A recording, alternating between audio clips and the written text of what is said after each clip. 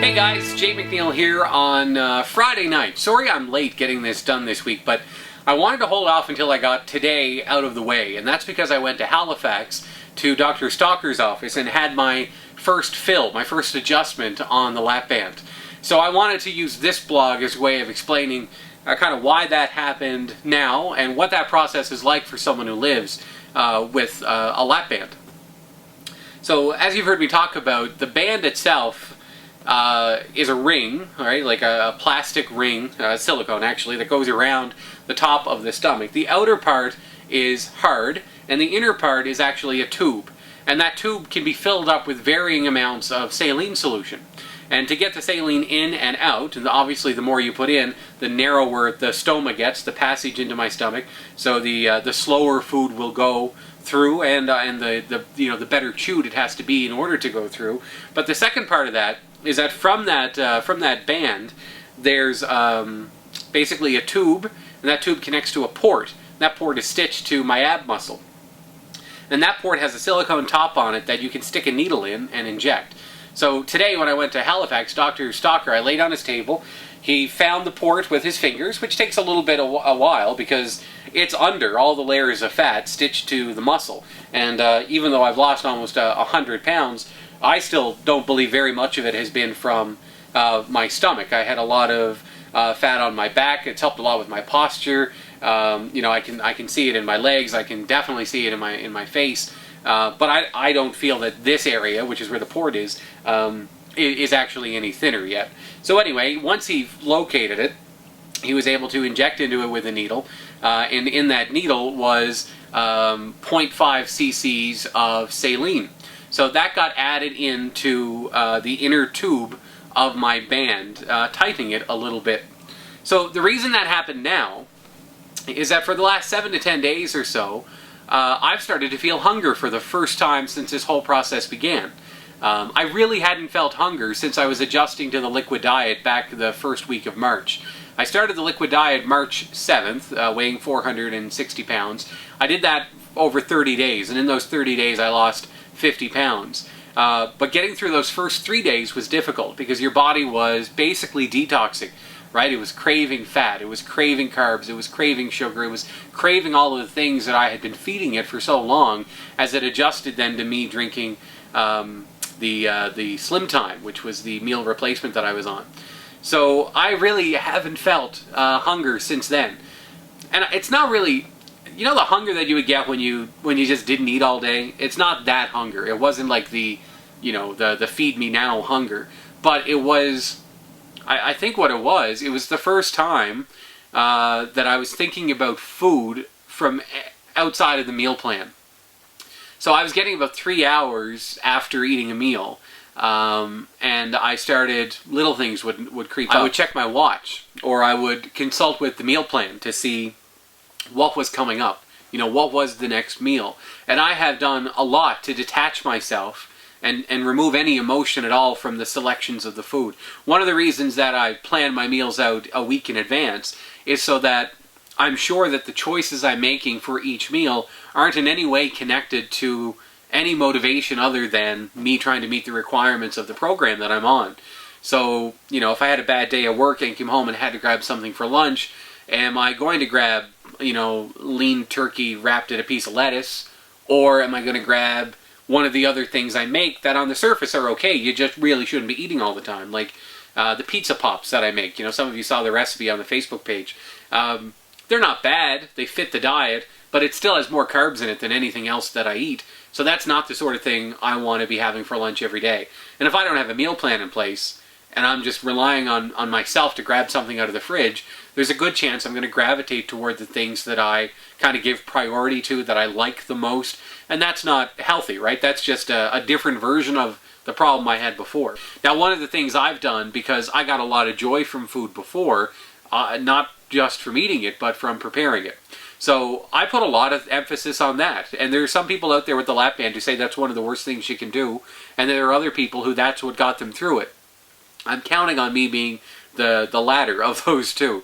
I think the more thought that I put into the meal plan, the more well-rounded it gets, the more care and preparation I put into each of the meals on my meal plan, the more engaged I'll be with the whole program. So that's what I'm doing now. I'm trying it out. And if you check out the Facebook page, I've been putting up a lot of those pictures. It's facebook.com/bigdealwlc. So the fill happens now because I was only getting 3 hours, and then I was starting to think about food. And the whole point of the band, the only real thing the band does for you, is to allow you to feel satiated or satisfied off of a smaller amount of food for a longer period of time. That's the whole point. Again, going right back to the origins of this whole thing. Why was the Lapband the right choice for me? Because it dealt with portion issues and it was completely adjustable. So 4 weeks after surgery, which was just about 2 weeks ago, I called the nurses at the clinic. We did a little phone consultation. We talked about, the rate at which I was losing weight. We talked about my meal plan. We talked about how long I was being satisfied by a meal. And 2 weeks ago, I was having to be reminded to eat each meal. So my gut couldn't tell you that it was 12 and that it was time to eat. It was very much, just a part of the program. That changed for me, and I really wanted to get in front of it. And the way to do that was to call, actually I emailed the nurses, explained what I was feeling. They wrote back and said, yes, that's exactly what the signals are for your first fill.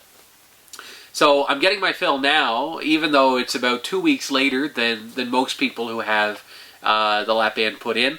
The procedure itself was painless. There's a lot of poking and prodding with fingers to find it in the first place, but the injection itself, people think that you're getting injected with a big needle, and you are. It's long. It has to go through the layers of fat to get to the port that's stitched to the muscle, but unlike getting any kind of injection, you don't feel it, right? Like anyone who's ever had a cortisone shot or anything like that, when it goes in, all that pressure and everything you feel around your joint as that fluid moves through, there's none of that because I don't feel anything that it's interacting with. I don't feel the tube, I don't feel the pocket, and I really don't feel the ring. The only way that I know that he actually did anything today was, for the first few hours after the procedure, after the fill, when I would drink, it felt just like that first day after I had surgery, where the water would come down, and I could almost feel it pool a little bit, and then I would feel it go through the rest of my stomach. So that was new. Even that's kind of gone now.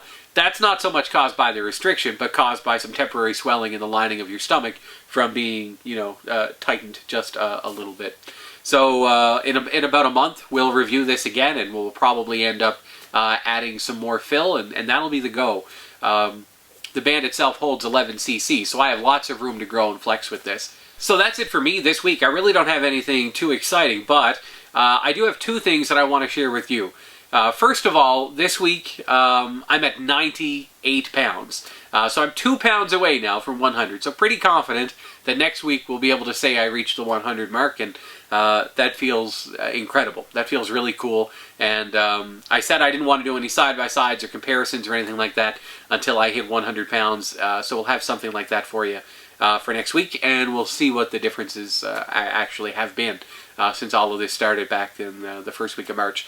But then the second thing, in last week's video that I shot down at the ball field, I asked you to send me things that motivated you every day. What were the non-scale victories for you, right? So for some people it's clothing, for some people it's seating or furniture or whatever. I asked you to send me some of yours, and you did. So let's take a look. These are some of the ones that you sent in.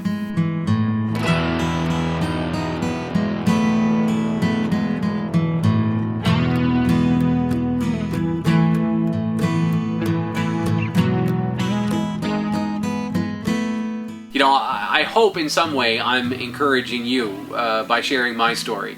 But I really want you to know that you're encouraging me by sharing your stories with me. Some of you are doing that kind of publicly now. You're posting on Facebook, and I think that's wonderful.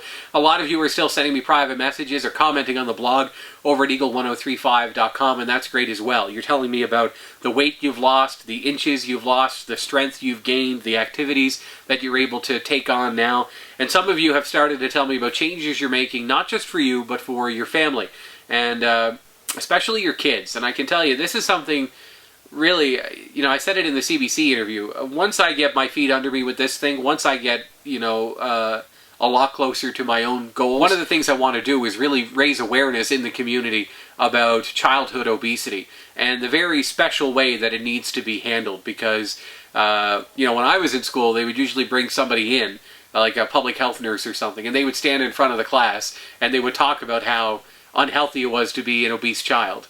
And then when they left, the rest of the class would like turn and look, because, you know, I was it. For many years, I was the obese kid in class. And while they were there trying to help me and trying to reach me, all they really did was sick the rest of the class on me.